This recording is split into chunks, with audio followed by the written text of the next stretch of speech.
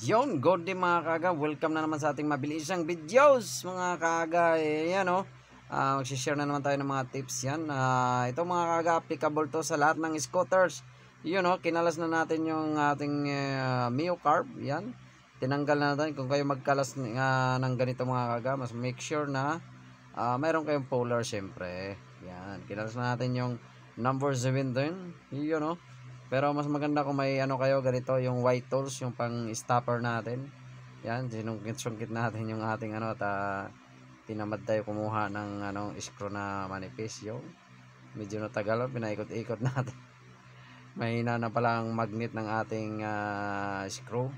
Kaya hindi natin at pagpasensyahan niyo na mga kaaga yung ating ating camera at si bibigger na naman ng camera gear natin, you know.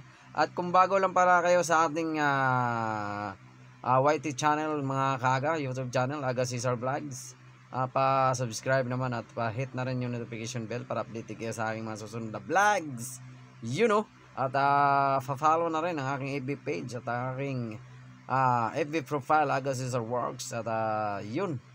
At yan na nga mga kaga, habang tayo ay tinatanggal ko pang washer doon sa ating magneto.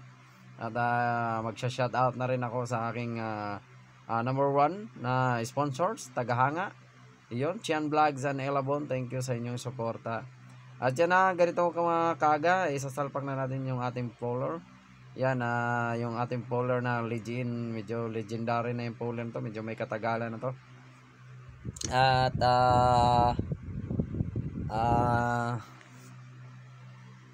medyo ano na siya, kumbaga hindi iba na yung kulay niya ng puller natin. At marami na rin tayong nagamit nito, marami na rin siyang pakinabang, you know.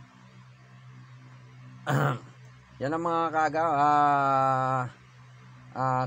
ano tawag nito, counterclockwise yung ating puller, yung una.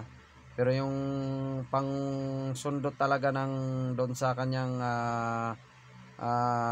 crankshaft, yun ay clockwise. Yan, counterclockwise yung pinaka, yung malaking ano, yung pang tawag niyan, ano ba tawag doon, yung parang pang dikit din sa ano ba, magneto.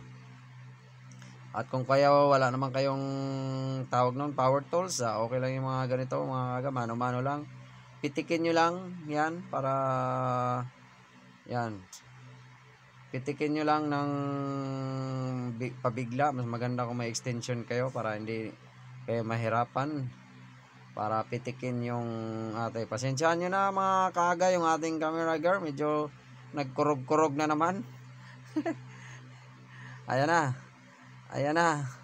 Yan, at angat na natin. At mga kaga, bago pala kayo magtanggal ng ganito, mas maganda kung i-timing nyo muna para hindi kayo mahirapan pagbalik ng ating magneto. Yun o, ita-timing nyo muna kaga, may mark dyan. Kung kayo Mio Carb or Mio I o kahit anong ano, mas maganda kung tina-timing muna bago nyo kalasin para make sure mamaya, kasi para hindi kayo mahirapan pag sok-sok, kasi may posibilidad na malaglag yung konya, baka mahirapan kayo.